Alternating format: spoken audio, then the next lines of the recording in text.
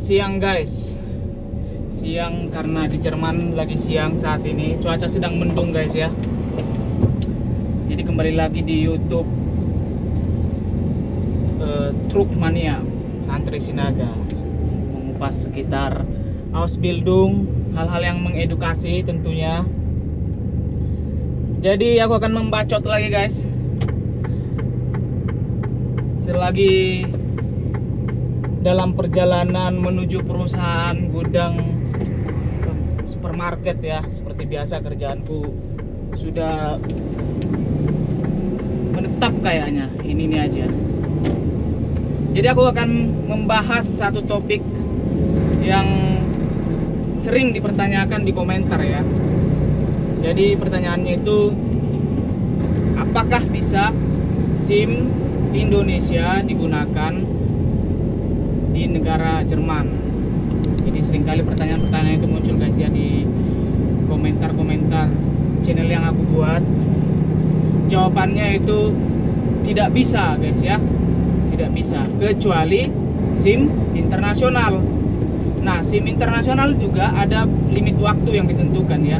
Kalau tidak salah itu sekitaran 6 bulan. Aku akan cerita ini dari pengalaman ya, dari pengalaman yang aku perhatikan. Karena teman-teman ada juga yang dari Indonesia bikin SIM internasional guys ya. Jadi aku ceritakan itu sepengetahuanku aja. Mungkin teman-teman yang lebih mengerti bisa lah menambahkan informasinya. Jadi SIM itu internasional itu cuma berlaku 6 bulan. Jadi bisa digunakan di negara ini.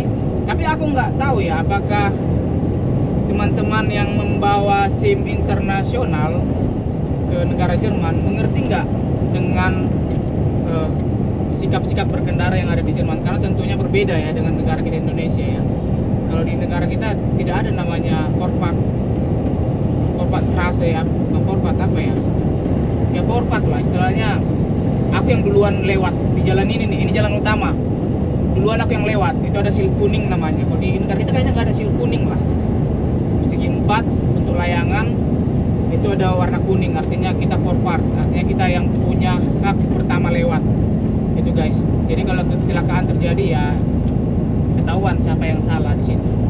Nah, kalau di Indonesia mungkin berbeda ya caranya. Aku nggak mengerti, aku nggak terlalu tahu lah ya, apakah teman-teman yang punya SIM internasional ketika datang ke Jerman menggunakan SIM itu langsung berkendara, bisa nggak dia memahami hal-hal yang seperti itu ya, sikap-sikap di berkendara di Jerman ini. Nah, meskipun sebenarnya nggak terlalu banyak perbedaannya guys ya, di sini lebih lengkap aja tanda-tanda atau rambu-rambu di jalan. Nah, kalaupun limit 6 bulan itu sudah habis, jadi sudah habis tempo nih ceritanya, sudah kadaluarsa SIM internasional kita nggak bisa juga memperpanjang di Jerman ini guys ya. Harus tetap kembali ke negara kita atau di mana dia tinggal, dia memperpanjang di situ. Di Jerman tidak ada melayani perpanjangan SIM internasional. Kalau mau bikin SIM ya bikin SIM sendiri gitu guys ya. Terus berapa sih biaya bikin SIM di Jerman ini? Nah, itu bervariasi tergantung di mana parsulenya atau tempat kursus berkendara dan kemampuan atau pengalaman teman-teman berkendara.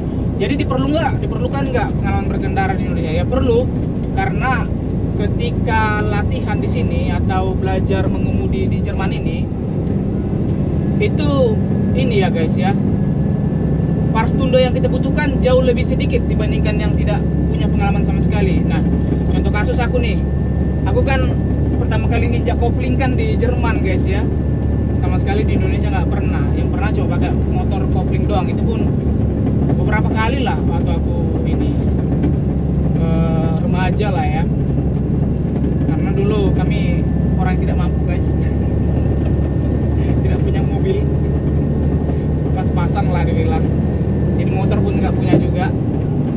Jadi injak kopling pertama kali di Jerman, jadi aku butuh lebih banyak waktu ya, lebih banyak jam pelajaran praktek, namanya Parstunde istilahnya. Di sini ada batas yang ditentukan sebelum kita ujian. Jadi ketika dia sudah sekitar 20 jam stunde lagi apa? Jam ya. Stunde itu jam. Jadi 20 jam baru bisa kita mengajukan ujian praktek gitu guys. Tentunya dengan persetujuan daripada parler kita atau guru mengemudi kita guys ya. Jadi kalau belum memenuhi syarat batas dari yang ditentukan oleh yang membuat SIM ini, ya kita nggak bisa. Tapi meskipun sudah memenuhi syarat, tapi guru kita mengatakan wah ini kurang nih, tetap nggak bisa juga guys ya. Jadi itu harganya bervariasi. Nah, contoh kasus waktu aku dulu itu sekitar 3 tahun yang lalu ya, aku menghabiskan sekitar 2000 euro guys ya. Itu mencakup belajar teori, ada namanya ini juga Erste Hilfe, artinya pertolongan pertama. Itu ada prakteknya ya, kita belajar pertolongan pertama pada orang yang kecelakaan atau orang yang pingsan di jalan gitu. Itu syarat utama juga untuk mendapatkan SIM. Nah itu aku kerjakan dulu, terus teori, lalu masuk ke praktek dan ujian-ujian. Nah itu menghabiskan sekitar 2000 euro guys. Yang paling murah dari angkatan kami itu ada 1900 euro guys ya. Jadi aku waktu itu menghabiskan sekitar 34 juta lah kalau nggak salah dalam kurs Indonesia. Sementara temanku yang paling murah itu membayar sekitar ya 30-an juta guys ya. Nah, tapi untuk kasus yang sekarang ini kan sudah 3 tahun atau 4 tahun ya berlalu, aku lupa ya. Aku melihat dari teman-teman yang baru datang atau azubi-azubi yang baru datang dari Vietnam ya. Aku nanya mereka itu menghabiskan sekitar 3.200 sampai 3.400 euro guys. Jadi ada penaikan 1.000 lah ya, 1.200. Apalagi orang-orang ini bukan kayak aku yang aku punya pengalaman, mereka berpengalaman, malah sudah nyetir negaranya masing-masing, sudah lama malah. Mereka menghabiskan sekitar 3.200 sampai 3.400 euro. Artinya itu sekitar ya hitunglah kalau kurs rupiah itu 17.000 per 1 euro, artinya sudah mencapai 40-an juta ya guys ya. Memang agak mahal. Itu yang menjadi dilema untuk pendatang-pendatang di Indonesia atau negara kita. Kita mikirnya ke situ. Kadang 1.000 euro ini berapa rupiah nih? Jadi pada akhirnya teman-teman yang ada di Jerman itu agak mikir untuk bikin Führerschein atau SIM berkendara guys ya. Nah itu untuk SIM mobil ya, bukan SIM truk. SIM truk itu lebih mahal lagi guys ya. Nah untuk SIM truk sendiri, kalau SIM mobil nggak bisa, apalagi SIM truk ya kan, lebih nggak bisa lagi ya. Meskipun SIM internasional, teman-teman misalnya bikin SIM internasional truk di Indonesia, itu lebih tak bisa lagi guys ya. Karena di sini dia untuk membawa truk ini kita harus perlu syarat khusus guys, yaitu Ausbildung selama 3 tahun. Nah kalau lulus maksudku ada perkursen memang 2,5 tahun. 3 tahun ini kita mengikuti pelatihan bla bla bla bla, ujian, baru ini ya, ini bukan ujian buat SIM ya. Ketika SIM sudah kita dapatkan itu beda lagi guys. SIM sudah kita dapatkan, kita masih harus ikut ujian yang prosesnya 3 tahun lamanya guys ya, supaya kita mendapat VAR kualifikasi. Nanti aku tunjukkan gambar-gambarnya. Kualifikasi untuk berkendara itu ada kartunya guys. Jadi ketika polisi menghentikan kita, oh ini ada sertifikatku, aku bisa bawa 40 ton kayak gitu ceritanya. Atau oh ada batas-batas ketentuannya guys ya, kalau kami tuh bisa membawa 40 ton. Nah sementara yang bersertifikasi C itu cuma bisa bawa 15 ton atau solo guys. Mereka nggak bisa bawa trailer kayak kami gini. Nah wah ini sekawan nyalip langsung rem, terpotong guys ya. Agak mendung memang di sini. Jadi untuk SIM LKW sendiri itu butuh biaya yang cukup mahal juga, tergantung skill juga. Nah kebetulan aku ini ya prosesku bagus, lulus semua satu kali lulus, cuma teori ya, teori sekali aku gagal di kelas CE namanya. Nah, aku bayar sekitar, aku nggak tahu sih berapa genau renungnya berapa biaya, tapi itu mencakup sekitar 8.000 kali ya, 8.000 euro. Nah, itu hampir 100-an juta guys ya. Nah, terus tapi untuk SIM truk itu nggak perlu khawatir, itu dibayar oleh perusahaan guys ya, perusahaan atau negara kali ya, itu kan ada peraturannya di Jerman. Jadi seberapapun biaya yang dikeluarkan itu ditanggung oleh perusahaan. Meskipun kamu ngerjakan ini ngerjakan itu, aku bikin kran misalnya gitu ya guys ya, itu dibayar perusahaan. Jadi di sini ada syarat-syarat lagi, sertifikasi berikutnya, kayak ada ADR, ada ini, banyak sertifikat di sini guys ya, kayak bagian listrik kayak gitulah. Jadi dia nggak cuma bawa truk doang, ada spesifikasinya. Misalnya dia harus bawa kran, nah dia bikin lagi tuh sertifikat kerannya lagi. Misalnya dia kerja di bawah tiang listrik, nah ada lagi sertifikasinya, dia punya sertifikat dia bisa kerja di bawah tiang listrik. Nah kayak gitu guys, mengerti elektro begitu ya. Dia misalnya ngantar makanan, nah ada lagi ininya, sebenarnya sertifikatnya. Atau barang-barang berbahaya, bahan-bahan kimia kayak nuklir misalnya gitu ya, dia bawa nuklir, bawa bom. Nah itu ada lagi ketentuan-ketentuan yang ditentukan oleh pemerintah sendiri di bagian pengantaran barang guys ya. Jadi intinya SIM di Indonesia tidak bisa digunakan di negara Jerman. Jadi jangan lagi bertanya-tanya, berputar-putar guys ya, karena dalam satu video kadang 5 kali pertanyaannya muncul, berkali-kali aku udah balas muncul lagi, jadi malas juga pada akhirnya membalas guys. Jadi aku terangkanlah di video ini. Nah, tapi ada beberapa kasus yang mengatakan SIM di negara tersendiri bisa nggak diumschreibung, istilahnya diumschreibung itu gimana ya, diterjemahkan kali ya. Nah, tak bisa guys ya. Aku bicara pengalaman nih ya, pengalaman dari teman-teman yang punya SIM Indonesia. Nah ini ada bawa kuda guys di depanku, lambat sekali dia.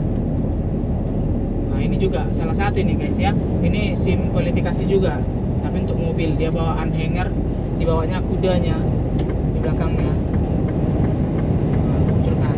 Nah ini harus pelan-pelan guys, dan kita tidak boleh mengklekson ini mobil ya, nanti kudanya emosi, kecelakaan. Itu ada ada ketentuan-ketentuan yang kita pelajari di teori. Contohnya guys ya, yang aku bilang. Nah ini misalnya ada kuda, jangan kita tit gitu kan, nanti emosi dia lari keluar ke jalan, tabrakan semuanya. Nah kembali lagi ya ke umschreibung tadi ya, ada mungkin dulu bisa ya, aku nggak tahu, tapi sekarang dari pengalaman teman-teman yang aku lihat, yang aku tanya, mereka nggak bisa umschreibung guys ya, dia nggak bisa diterjemahkan di dalam bahasa Jerman sendiri. Jadi tetap harus mengikuti ujian praktek ataupun teori yang ada di Jerman, dan mengeluarkan biaya yang tidak sedikit guys ya. Nah jadi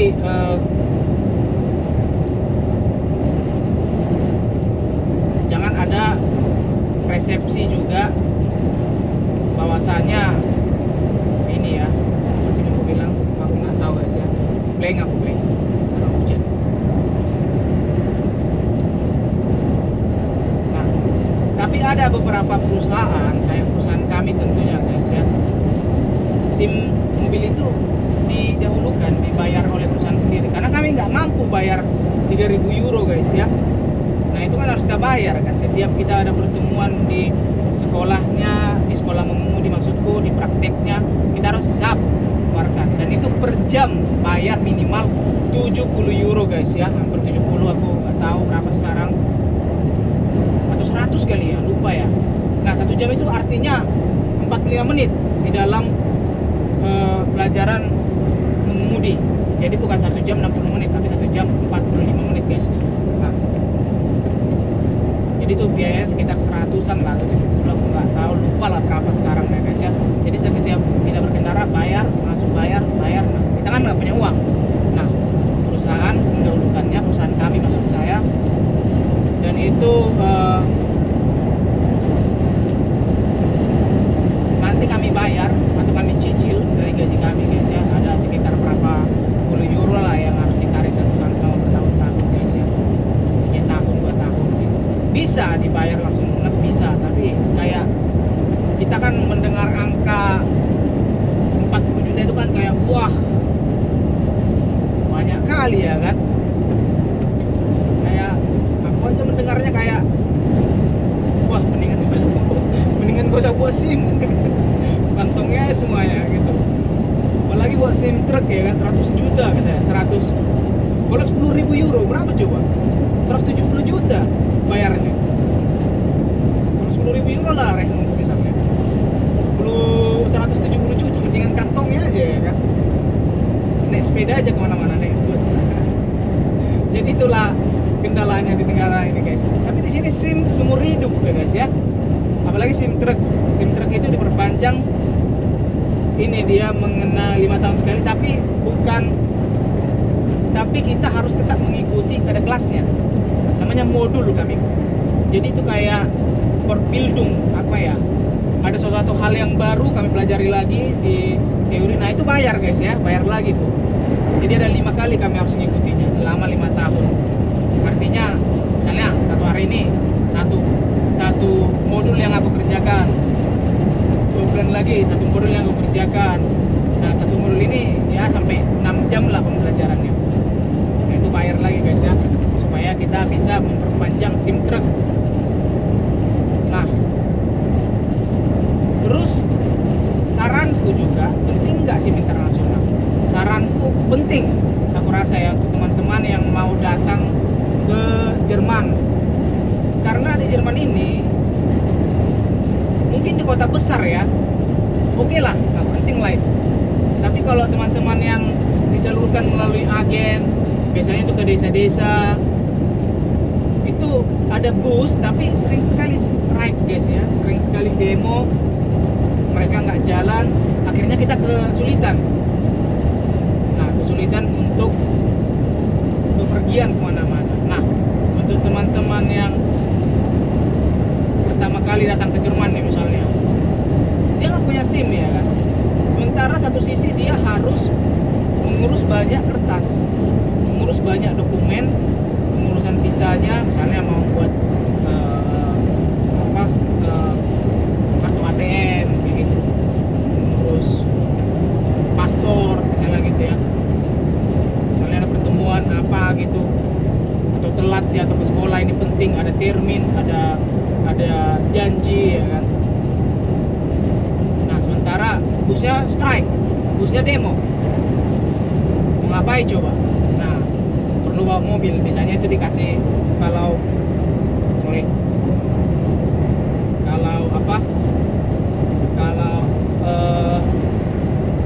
perusahaannya baik atau bosnya baik ya dikasih pinjam mobil. Nah, bawa aja mobil itu kan gitu, lebih hemat waktu lah gitu. Nah, itu penting lah aku rasa untuk orang-orang yang baru pertama datang ke sini, SIM mobil guys ya, SIM internasional. Tapi kalau sudah mati ya ngapain juga pulang ke luar sana ya, ngapain juga pulang lagi ke Indonesia. Saranku ya ini aja, kerjakan lagi di sini SIM. Karena di sini SIM itu di Jerman sendiri itu kayak ini ya, menandakan kita sudah dewasa. Itu kayak nyawa lah aku rasa di sini. Makanya di sini orang taat berkendara, mengikuti peraturan-peraturan, karena ketika melanggar itu ada konsekuensinya guys ya. Konsekuensinya yang berakibat fatal, pencabutan SIM kita. SIM kita dicabut. Nah, kita harus bikin lagi, bayar lagi. Ya kalau dicabut, kalau dikatakan dilarang berkendara untuk selamanya, itu lebih parah lagi guys. Nah, misalnya kayak orang-orang mabuk, ada kecelakaan dibuat, nah itu dia bisa jadi cabut SIM-nya dan dilarang berkendara. Nah, di Jerman juga mengadakan sistem poin ya. Nah, setiap orang mempunyai batas maksimal poin itu 8. Jadi ketika dia melanggar satu aturan yang ada poinnya, misalnya nih lupa ngisi bensin, mobil mogok di jalan, bensinnya habis, macet, ada poinnya guys ya. Ban meletus, dilihat botak, ada poinnya, mendapat 1 poin gitu-gitu guys. Misalnya melanggar ini nih, apalagi kalau sim truk ya, sim truk itu lebih banyak lagi poinnya guys ya. Artinya lebih gampang lagi dapatkan poin, 5 poin, 3 poin kayak gitu-gitu guys ya. Nah, kalau itu bahaya sekali lah untuk SIM kita kalau dicabut. Jadi ya begitulah guys ya saranku, dan itulah yang aku katakan mengenai SIM mobil. Teman-teman yang bisa melihat video ini mungkin bisa berpikir 2 kali untuk membuat SIM internasional atau tidak. Memang biayanya cukup nggak tahu ya berapa di Indonesia ya, cukup inilah. Kalau per duit mah ya ambil aja, penting itu, dan lebih gampang lah kemana-mana. Kalau hujan misalnya, siapa juga menunggu bus kan, karena di sini halte bus itu nggak semua ada atapnya guys ya, nggak semua ada atapnya, ada yang cuma kayak halte busway. Kalau di daerah-daerah apa itu Harapan Indah misalnya kan, itu kan nggak ada apanya, nggak ada. Aku dulu ngekos di Harapan Indah ya, nggak ada apanya, nggak ada atapnya, cuma tok gitu doang kan. Ya kalau hujan gimana coba? Apalagi di sini kan sistemnya kadang juga telat juga busnya kan. Ya ada bridge. Nah, mendingan bawa mobil. Mobil di sini nggak mahal kok, lebih mahal bikin SIM guys ya dibandingkan mobilnya. Lebih mahal bikin SIM dibandingkan harga mobilnya guys. Karena sini banyak mobil second kok. Mobil second yang harga 2.000 euro adalah 2.000 3.000 euro dapat lah. Apalagi kalau kita bisa mereparasi sendiri ya, itu bagus lagi tuh. Kadang memang kita dapat 3.000 euro itu bagus kok, tapi kilometernya udah tinggi kan, dan ada beberapa bagian yang harus diperbaiki, tapi bukan mesin itu, kayak yang lain-lain lah.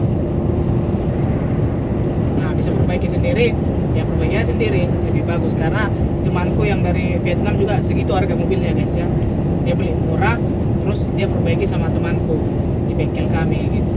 Jadi dia beli tailnya aja, atau bagian-bagian yang penting kayak oli, ada itu apa, seven washer ya, seven washer lagi apa ya, seven washer. Nah, untuk membersihkan kaca itu guys. Jadi ya itulah saranku guys ya, ulang-ulang. Jadi jangan ada lagi pertanyaan, SIM Indonesia tidak bisa digunakan di Jerman guys. Sorry Mayori, mohon maaf, karena memang itulah kenyataannya. Tapi kalau SIM orang internasional bisa guys ya. SIM Polandia bisa digunakan di Jerman, bisa. Uni Eropa bisa digunakan. SIM Belanda bisa digunakan di Jerman. Yang Uni Eropa bisa guys ya. Kalau Asia kayaknya nggak bisa. Apalagi dia setirnya di kanan. Oke, sekian dulu. Terus ikuti channel kita. Sampai jumpa lagi guys.